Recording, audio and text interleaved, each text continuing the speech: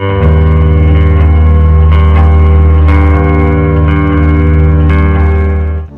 magandang umaga mga kaibigan, latest weather update po tayo March 8, 2024, araw po ng Biyernes. Pero bago po tayo magpatuloy, pa-like and subscribe naman po, no, and pa-hit ng notification bell para ma-update ko po kayo sa ating mga daily latest weather update.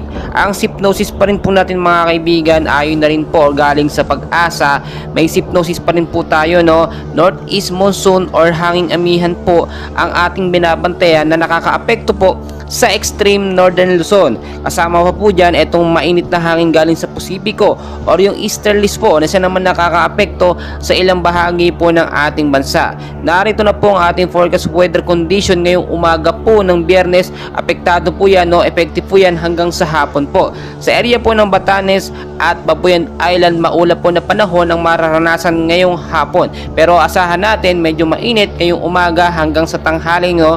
At mag-ingat po tayo sa mga isolated light rains or heavy rainfalls pagdating sa gabi, dulot po yan ng northeast monsoon. And ayon sa Pag-asa, wala naman po itong significant impact, no? Pero ugaliin na lamang po natin magdala ng payong jacket kapote kung tayo po lalabas ng ating mga bahay, especially po yung mga uuwi galing po sa kanilang mga trabaho.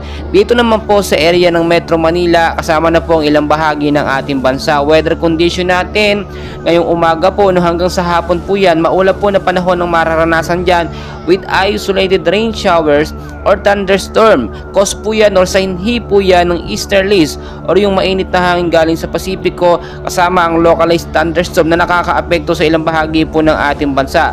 Mag-ingat po tayo sa posibleng pagbabaha kung sakaling magkaroon ng malakas at patuloy na pag-uulan. Gayon din sa mga landslide prone area, umiwas po tayo dyan yung matataas na lugar, no, dahil kapag ka nagkaroon ng malakas na pag-uulan, posibleng lumambot ang lupa at yun po ang nagiging main cause ng landslide. Mga kaibigan, wala pa naman po tayong binabantay na supnaw ng mga bagyo or mga LPA, pero may mga minomonitor po tayo ng mga kumpol ng kaulapan sa labas po ng PAR, no? Kaya naman mga kaibigan, ayon na rin sa Pag-asa, ngayong buwan po ng Marso, posibleng isang bagyo ang pumasok sa ating bansang Pilipinas. Well mga kaibigan, patuloy ko po kayong i-update in place. Huwag na huwag kakalimutan mag-like and subscribe.